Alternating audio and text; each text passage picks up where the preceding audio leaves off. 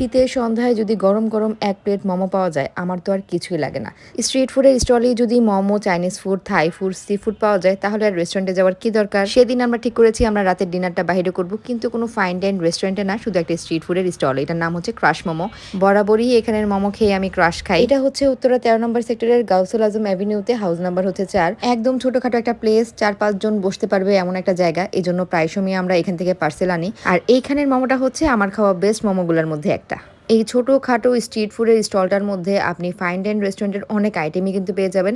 আমরা এক একবার আসলে এক এক আইটেম ট্রাই করি। তো সেদিন আমরা গিয়েছিলাম যে মোমো খাবো, সাথে হচ্ছে ফ্রাইড রাইস খেয়ে আমাদের রাতের ডিনারটা সারবো। এইখানের মোমো খেলে আপনি মোমোর ফ্যান হয়ে যাবেন।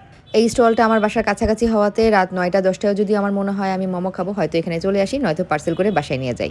একদম চিকেনে ভরপুর থাকে মোমো। আমি এত জায়গায় মোমো খাই, কিন্তু তারপরেও এই জায়গার স্বাদটা সবসময় অন্যরকম। সাথে আমরা চিকেন ফ্রাইড রাইস নিয়েছিলাম। এটা 1:2 হলেও 3 জন অনায়াসেই খাওয়া যায়।